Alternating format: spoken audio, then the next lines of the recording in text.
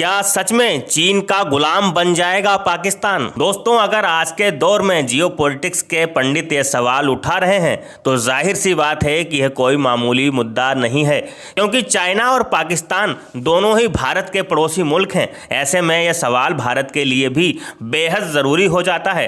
दोस्तों, भारत और पाकिस्तान एक साथ आज़ाद हुए थे, तो आखिर पाकिस्तान के सामने यह स्थिति क्यों पैदा हो गई कि वो धीरे धीरे चाइना के अधीन होता गया, और यही नहीं, अब वो उसका गुलाम बनने की कगार पर खड़ा है। एक समय था जब पाकिस्तान और चीन के रिश्ते कूटनीतिक और सैन्य साझेदारी के प्रतीक थे, लेकिन हाल के वर्षों में पाकिस्तान की आर्थिक और सुरक्षा स्थितियों ने इस रिश्ते को एक नई दिशा में मोड़ दिया है, जिसे आर्थिक गुलामी कहा जा रहा है। दुनिया जानती है कि पाकिस्तान की अर्थव्यवस्था इस समय बेहद कठिन दौर से गुजर रही है।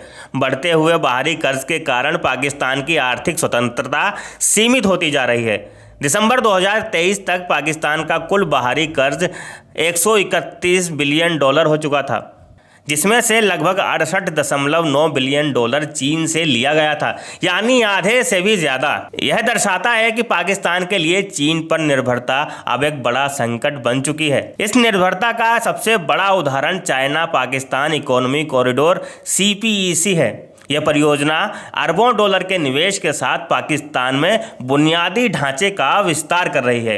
इससे दक्षिण पश्चिमी चीन अरब सागर से सीधा कनेक्ट कर पाएगा।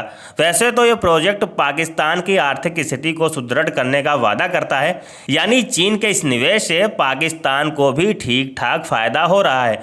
मतलब चीन का हुक्का पानी चलता रहे, इसलिए ज़रूरी है कि यह परियोजना भी चलती रहे। लेकिन पाकिस्तान की असुरक्षा और बलूचिस्तान में हो रहे विद्रोह ने चीन की योजनाओं को प्रभावित किया है। बलूचिस्तान में विद्रोही हमलों की वजह से कई चीनी परियोजनाओं पर काम रोक दिया गया है, जिससे चीन और पाकिस्तान दोनों को नुकसान हुआ है। चीन ने पाकिस्तान को चेतावनी दी है कि अगर सुरक्षा स्थिति में सुधार नहीं होता तो वह अपनी निवेश योजनाओं पर पुनर्विचार कर सकता है, यानी वापस भी ले सकता है।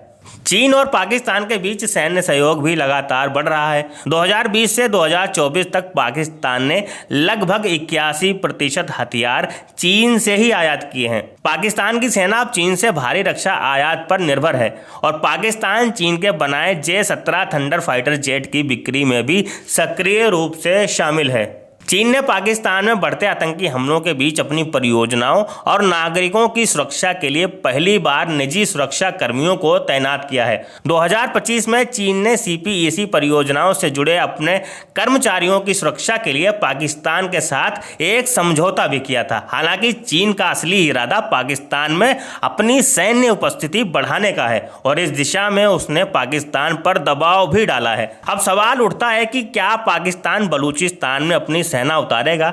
बलूच विद्रोही और पाकिस्तान की सुरक्षा चुनौतियों को देखते हुए चीन ने पाकिस्तान को दबाव में लाकर इस प्रस्ताव पर पुनर्विचार किया है।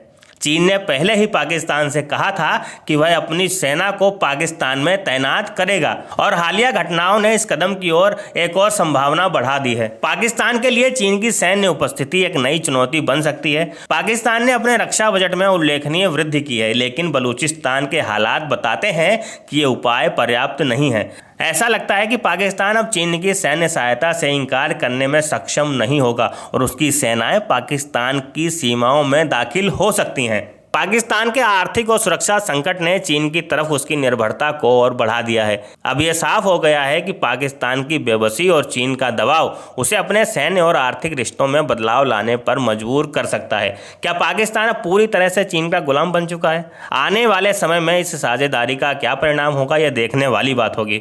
फिलहाल इस वीडियो में इतना ही। आप इस बारे में क्या सोचते हैं, कमेंट करके ज़रूर बताएं, और सपोर्ट करने के लिए हमारे चैनल को सब्सक्राइब करें।